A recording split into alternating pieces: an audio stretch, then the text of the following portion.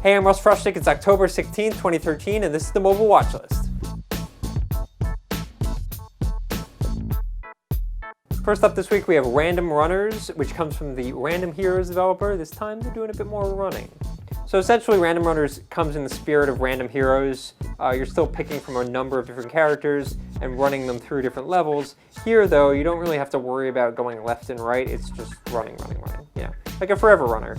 But there's a lot of platforming elements that you might remember from the Random Heroes series. This is my guy. You can shoot and jump. Pretty standard. Now, I'm not even moving my guy now. I'm just worrying about jumping. And you can also slide if you want to slide. The idea is to stay alive for as long as you can, collecting coins. The coins you can then spend on weapon and character upgrades. So with the money you're collecting, you can unlock these different characters. They have different abilities, as you can see, different jump heights, etc. There's also guns that you can buy. Pretty cool there. As you can see, they get really expensive later on. These gems are really tough to find, but predictably, you can get money by spending some real-world bucks.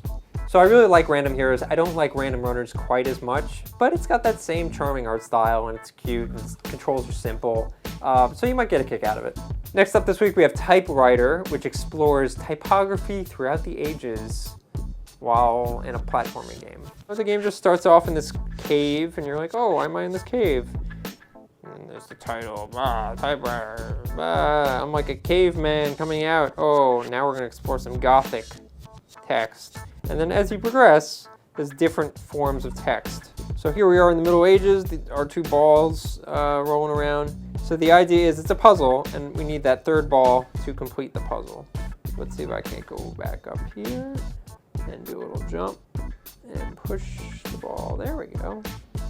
And while that's happening, we're just gonna roll over here. That should open the gate, and it does. Hooray! You'll also pick up these little items that give me details about what's going on. So I just picked up the movable type item, and look at all this history about Johannes Gutenberg and his workshop.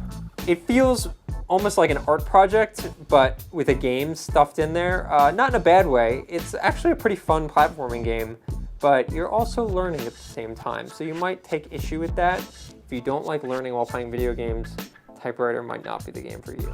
Last up this week, we have Monsters Adventures, which has you commanding monsters to battle for you. This is not Pokemon.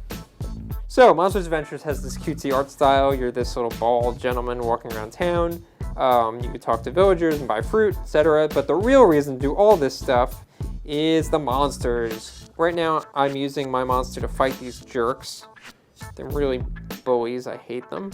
And the controls here are very simple. It's just a digital analog stick to move around and then tapping to punch. I've also got this net. Okay, so I'm going to try to use this net. I've got to lower the HP of the wildling. Wow, this is a lot like Pokemon. So it's going to show me the percentage of chance to catch. So I've got a 38% chance to catch him. And I missed. Oh, this guy's up to 50%. Let me try to catch this guy. Boom. Got him.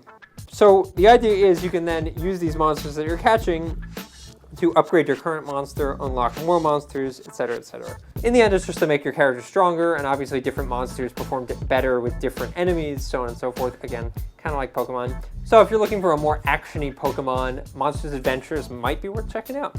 That's it for the Mobile Watch List, and remember, more mobile games coming your way in the near future. Maybe.